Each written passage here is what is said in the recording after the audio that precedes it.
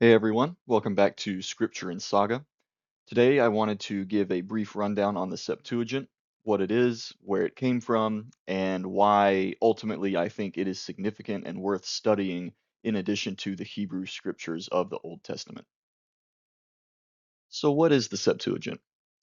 Put simply, the Septuagint is the oldest known translation of the Hebrew Bible or Old Testament. It predates the earliest copies of the Masoretic text, which is the primary Hebrew textual tradition for the Old Testament, by nearly 1,200 years. Unlike the Masoretic text, the Septuagint was written in Koine Greek, which is the same variant of ancient Greek that was used to write the New Testament. The Septuagint was not written all at once. Instead, it was composed bit by bit over the course of about a century. So when we say the Septuagint, we're not really referring to a single unified volume, we're actually referring to a collection of Greek manuscripts. Now, where did the Septuagint come from?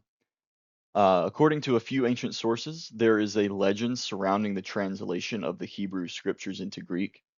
So Pharaoh Ptolemy II, a Greek pharaoh of Egypt after the conquests of Alexander the Great, ordered the translation to be included in the Library of Alexandria, specifically requesting the books of Moses. To this end, he summoned either 70 or 72 Jewish scribes and separated them from each other. He then ordered each one to translate the teachings of Moses, and miraculously, all the scribes produced identical translations. This legend or variants of it is found in sources like the Babylonian Talmud, the Jewish historian Josephus, or Philo of Alexandria. Now, as for the name Septuagint, Septuaginta is Latin for 70, referring to the legend of the 70 different scribes. The Greek form of the name is Metaphrasis ton hebdomekanta, which means translation of the 70, but of course that doesn't roll off the tongue as easily. So because of the number 70, Septuagint will often be abbreviated to LXX in Roman numerals. Now, obviously, most people take that legend with a grain of salt. So, as mentioned, the Torah's translation began earliest, around about, let's say, 250 BC, and the rest of the Hebrew scriptures are not thought to have been completed until around a century later, and almost certainly not by the same scribes that had translated the books of Moses. Considering the history for the region, you can see why the Jewish population needed a Greek translation. Most of the Jews in Alexandria were Hellenized, and due to the Babylonian conquest of Nebuchadnezzar II, followed up by the Greek conquests of Alexander, the Jewish population really no longer spoke or read Hebrew. Instead, the common tongue would have been Koine Greek among Alexandrian Jews or Aramaic elsewhere in the Jewish diaspora. And so there was a cultural need for the educated Jews, that is, the small portion of the population that was literate, to have a more accessible form of the scriptures. Now, whether the Jewish translators intended for a Greek version to make the sacred text accessible to a wider Greek speaking world of Gentiles is not known, but here we are 2,300 years later, and we can observe that that's exactly what happened. Now, I said before that the Septuagint is not one unified volume, but rather is a collection of Greek manuscripts. There are four of these primary manuscripts or codexes that are today used to comprise the Septuagint tradition. So the first one that we'll be discussing is called Codex Alexandrinus or Alexandrinus. As you may infer from the name, this was recovered from Alexandria, Egypt. It was actually found in the 17th century under Cyril III, who was acting as Patriarch of Alexandria at the time and would later become the Patriarch of Constantinople. Alexandrinus is a nearly complete copy of the Septuagint. It includes both canonical books and non canonical books like the Epistle to Marcellinus and the homilies of 1st and 2nd Clement. Alexandrinus has a number of missing pages, which would have comprised parts of both canonical and deuterocanonical books like the Psalms of Solomon. There is actually a handwritten note affixed to the manuscript that's written in Arabic, which claims that the manuscript was written by a woman named Thecla, who was an Egyptian Christian martyr just after the First Council of Nicaea, which, if true, would place the composition of the manuscript in the early 4th century. Um, Although the current scholarly consensus is that the codex dates anywhere from the 4th to the 5th century. Currently, the codex rests in the British Library in London, and pictured on the right here is the beginning of the table of contents for the Gospel of Matthew. The next codex on the list is called Codex Vaticanus. This one is usually thought to be the oldest of the four codices, and scholarly consensus is that it dates to the 4th century. It contains the longer canon of the Old Testament, which includes the Deuterocanon or apocryphal books. As for the New Testament, it contains the Gospels, the Acts of the Apostles, it contains the epistles, and the epistle to the Hebrews up to chapter 9, although several verses are missing from each of those books. The origin of Vaticanus is heavily disputed, but some ideas that have been put forth are Alexandria in Egypt, Caesarea in Israel, or somewhere in Italy. It has resided in the Vatican Library since at least the 15th century, hence the name, and on the right is an excerpt from Vaticanus's copy of the Epistle of Hebrews. Next up, we have Codex Sinaiticus. This one is a mid 4th century manuscript containing a majority of the Old Testament, again with the Deuterocanon or Apocrypha, as well as containing the New Testament. It also includes what may be termed New Testament Apocrypha in the form of books like the Epistle of Barnabas and the Shepherd of Hermas. This is actually the oldest complete copy of the New Testament, and it contains more New Testament scripture than Codex Vaticanus, including the book of Revelation, which itself is missing from Vaticanus. The manuscript is thought to have been written either in Rome, in Egypt, or possibly in Caesarea. Now, the story behind the discovery of Sinaiticus is actually kind of interesting. It was discovered in 1844 by a German biblical scholar named Konstantin von Tischendorf, assuming I pronounced that name correctly. As the story goes, he was visiting St. Catherine's Monastery in the Sinai Peninsula and discovered Greek codex pages that were in a wastebasket about to be burned in a furnace. Now, the monks of the monastery, once they discovered his interest in the pages, only allowed him to take 43 pages with him, which contained verses from First Chronicles, Jeremiah, Nehemiah, and Esther. The rest of the pages were either recovered or bought from the monastery years later, with Tischendorf himself returning to the monastery on orders of the Russian Tsar Alexander II. Now, most of Codex Sinaiticus is on public display in the British Library, but there are fragments of the manuscript scattered across several libraries around the world. Finally, we come to what is called Codex Ephremi Rescriptus. This is a 5th century manuscript and is by far in the poorest condition of the four. It contains excerpts from the books of Job, Proverbs, Ecclesiastes, Song of Songs, Wisdom of Solomon, and Sirach, those last two being part of the Apocrypha. It also contains portions of every New Testament book except for 2nd Thessalonians and 2nd John.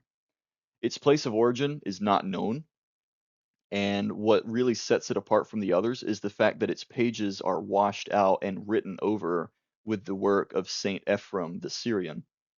So this is actually where the manuscript gets its name. The new text is from the 38 treatises written by Saint Ephrem, although the writing itself is dated to the 12th century, and Ephrem lived in the 4th century, so it's worth noting that Ephrem himself did not wash out the manuscript pages. It was just done by someone very eager to write down his stuff. The lower text of the codex, containing the original Greek scripture copies, was deciphered by Tischendorf in the 1840s, just before his discovery of Codex Sinaiticus. The manuscript currently resides in the National Library of France in Paris. So naturally, this brings us to a big question. Why bother studying the Septuagint? Why is it significant? Especially since textual traditions and translations based on the Hebrew Masoretic text have become very popular in the West ever since the Protestant Reformation with Martin Luther.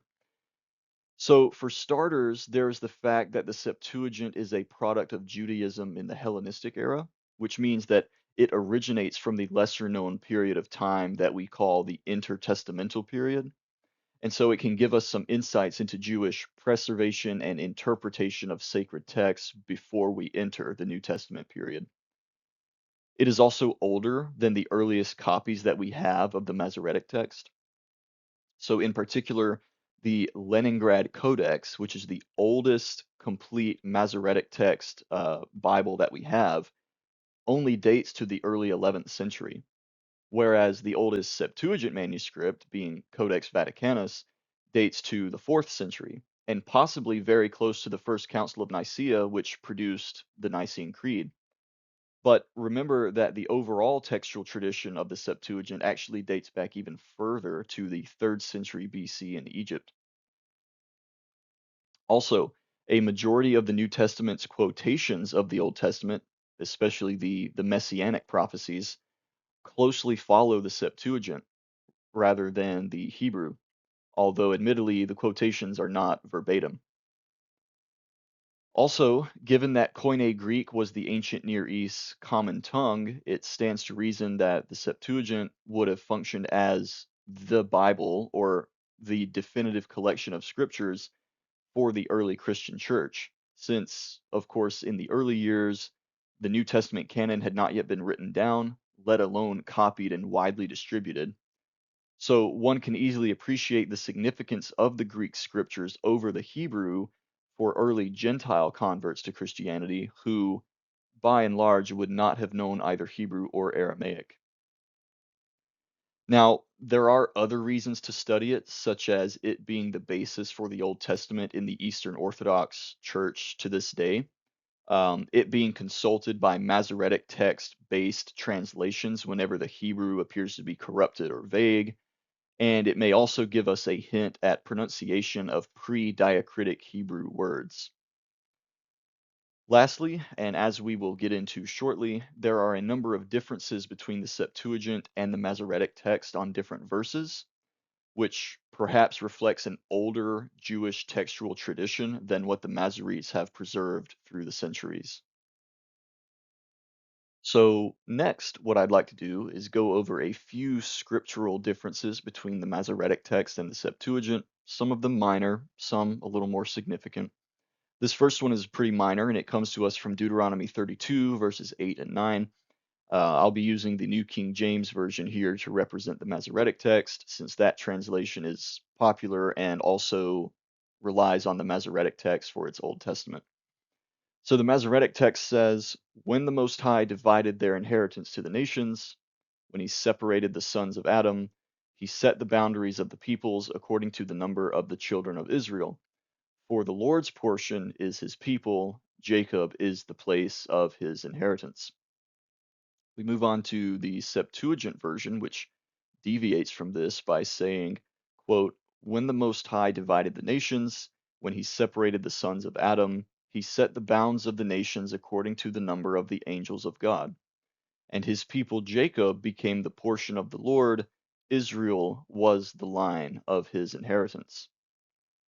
So the first big difference here is the distinction between using sons or children of Israel in the Masoretic text and angels of God in the Septuagint. So, what exactly does this distinction even mean? Well, there are numerous theories as to what it means to divide the sons of Adam and fix the boundaries of the peoples or the nations. But one theory that's put forth by the late Dr. Michael Heiser is that the division is referring to the Tower of Babel episode from Genesis chapter 11, such that this passage is referring to when God confused the languages and scattered mankind from Shinar over the face of the earth. As for the sons of Israel or angels of God distinction, Heiser's theory delves into the idea of a divine council, specifically of other heavenly beings being placed over the other nations of the earth, while God reserves or raises up the nation of Israel to himself as a consecrated nation. The divine council theory is pretty complicated, and I don't want to get too far into it here, but I may end up making a video on that later.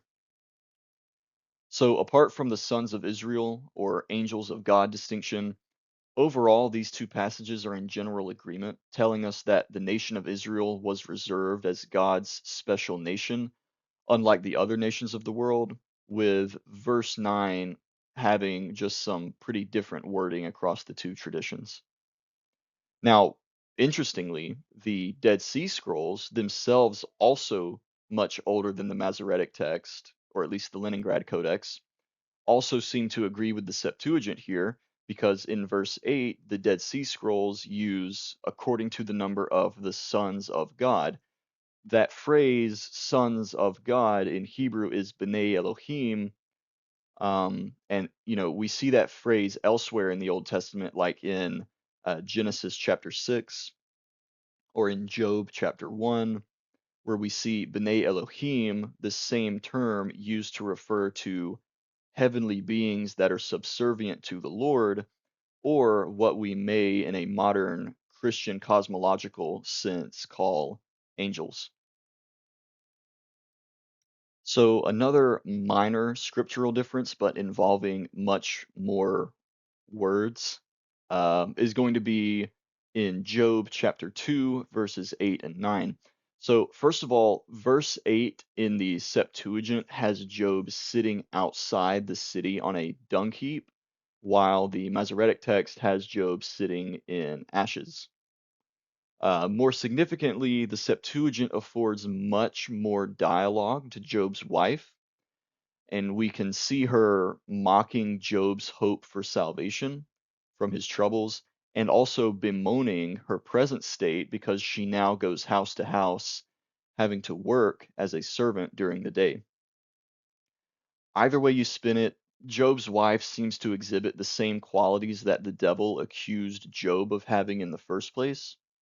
And the fact that she speaks mockingly toward her husband may suggest that her words were another form of the devil's attack on Job, trying to convince him to curse God. One more minor difference is in Genesis 4, verse 7, where God is speaking to Cain just after accepting Abel's livestock offering and rejecting Cain's vegetable offering. So in the Septuagint, we have you not sinned if you have brought it righteously, but not righteously divided it? Be still, to you shall be his submission, and you shall rule over him. Whereas in the Masoretic text, we have, is it not so that if you improve, it will be forgiven you? If you do not improve, however, at the entrance, sin is lying, and to you is its longing, but you can rule over it. So both versions seem to communicate roughly the same message, with God adjuring Cain that he can rule over sin instead of it ruling over him. Um, both of these versions also personify sin, with the Septuagint referring to sin as a he, and the Masoretic text referring to sin having a longing or a desire for Cain. Now, to finish up this section, I wanted to bring up a few of the scriptural differences that relate to messianic prophecies in the New Testament. These are passages from the Old Testament that are quoted in the New in reference to Jesus as the Messiah, and all the ones that we'll be looking at here are from the book of Isaiah. So first, we have Isaiah 7:14, a rather infamous example, which is quoted in Matthew 1, verse 23. So, to give some context here in Isaiah, we have the prophet being sent to prophesy to King Ahaz of Judah because Ahaz refuses to seek a sign from God in light of the alliance between Syria and the tribe of Ephraim marching against the tribe of Judah. So, to translate the Greek literally in English, we have in this verse, behold, a virgin shall conceive. Now, the Greek word that's here used for virgin is parthenos, which many church fathers make reference to this passage as justification for the doctrine of the virgin birth. In the Hebrew on the right, the word used is alma, which simply means young woman with no reference to her virginal state. This verse in particular is sometimes seen as a litmus test for New English translations, especially among fundamentalist Christians who champion the Greek virgin over the Hebrew young woman. Regardless, Matthew attributes Isaiah's prophecy to the Virgin Mary, and both virgin and young woman can be applied to Mary. The next one is from Isaiah 42, verse 4. This is quoted in Matthew 12, verse 21. The Greek version of Isaiah 42, 4 ends with the words, "In his name the Gentiles will hope," whereas the Hebrew version ends with, "The isles shall wait for his law." The Greek version seems to lend itself better to the early Christian church spreading among Gentiles, as indeed was prophesied several times by Jesus in the Gospels. Next up, we have Jesus speaking in Mark 7, verses 6 and 7, where he quotes from the Greek version of Isaiah 29, verse 13. This is Jesus speaking, hence the red text. The main difference between the Greek version and the Hebrew version is that the distinction between worshiping God in vain and having fear of God taught by the commandment of men. And then finally, there is Isaiah 40, verse 5, quoted in the Gospel of Luke regarding John the Baptist, where the distinction is between all flesh seeing the salvation of God or all flesh seeing the glory of God. Now, of course, we can't discuss the Septuagint's differences with the Masoretic text without bringing up Justin Martyr, who was one of the most vocal church fathers on this subject. Justin was a second century Christian apologist and philosopher who converted to Christianity around the year 130. He is one of the first post apostolic individuals who can be called an apologist. Justin had several writings, including two Christian apologetic works that were directly addressed to Roman emperors in a time of Roman persecution of Christians. But one of his dialogue writings was titled The Dialogue with Trypho, and this is believed to have been written between 155 and 160. In this writing, Justin attempts to show that Christianity is the new law for all mankind, and he does this through a question-answer dialogue exchange between himself and a Jewish man named Trypho. Of interest to us is what Justin writes in chapters 71 to 73. He writes that the Jews deny the validity of the Greek translation from Alexandria and that the Jewish scriptures have had certain verses either cut out or modified, and that these verses pertain to Jesus Christ in one way or another. At the end of chapter 71, he specifically references the debate over virgin or young woman from Isaiah 7:14, and it's likely that in his time this was a debate among both Gentile and Jewish converts to Christianity. Also, as his name implies, Justin Martyr, he was martyred for his faith. If the legend is true, then he was beheaded after besting a pagan Greek philosopher in a public debate. So, if you'd like to read what Justin wrote on the Septuagint, I will include a link to an English translation of the relevant chapters down in the video's description. Although Justin Martyr outright accused the Jews of tampering with the scripture and called such a thing worse than the killing of the prophets, there may be other explanations for the differences that we observe. So, first of all, the Septuagint and the Masoretic text may differ in the source text that they used. You have to keep in mind that the Dead Sea Scrolls, which themselves hold a number of disagreements with both the Septuagint and the Masoretic text, um, show us that there would have been multiple source texts circulating at the time that the Masoretics started copying down, right? And there were likely multiple source texts circulating at the time of the Septuagint's translation in Egypt. Secondly, the Masoretes may have interpreted their source text in a different way than the 70 scribes in Egypt, because Of course, not everything in Scripture is cut and dry, easy to understand, with only a single perspicuous interpretation. Third, idioms can be difficult to translate from any language to another, and such would have certainly been the case for the 70 trying to translate Hebrew idioms into Greek. And then finally, we have to keep in mind that the process of translating and copying these manuscripts was done by hand. So there's also the factor of human error in copying down the wrong word or in someone going back over the text and revising, which over time compiles into a significant textual difference.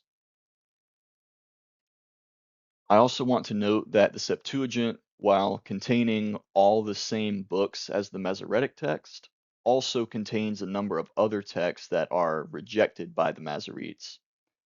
So, beginning with Martin Luther in the 16th century, Protestants typically label these books as apocrypha, although the Roman Catholic and Orthodox churches instead refer to them as deuterocanon, which is Greek for second canon. They are not held in as high esteem as the shorter canon for the Old Testament, but they are still regarded as being divinely inspired. So, the books are from the time period that's typically called intertestamental, or the few centuries between the chronological end of the Old Testament and the start of the Gospel of Matthew. Some of these are additional narrative to existing books like Esther and Daniel, and some of them are entirely separate works. The books of Maccabees, particularly 1st and 2nd Maccabees, relate the history of the Jewish people during this time under Greek rule, right? And this includes, a series of prophets and miracles among God's people during that time. So it tells of how the Jews rebelled against Greek rule and managed to briefly establish self rule over their own land. And then, of course, the Roman Empire shows up after that. Briefly, I also want to mention that there are several translations or editions of the Septuagint available today in English if anyone watching this is interested. You don't need to be a Greek scholar to read the Septuagint, as versions like the New English translation, pictured over here on the right, are excellent places to start if you just want the English and none of the Greek. These are much rarer to find than a translation that is directly from, or is at least based on the Masoretic text.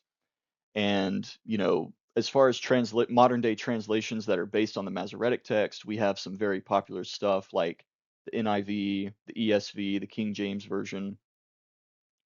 Although it's interesting that most of these versions still make reference to the Septuagint in places where the Hebrew is either difficult to understand or if it breaks with traditional Christian understanding of Scripture.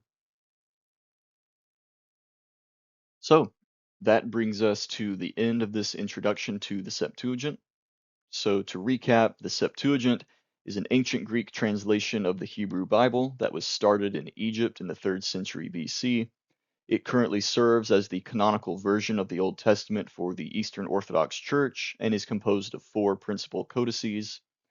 It bears a number of differences with the more well known Masoretic text, including verse by verse differences and an entirely different list of books that are included. So, I want to thank everyone for watching.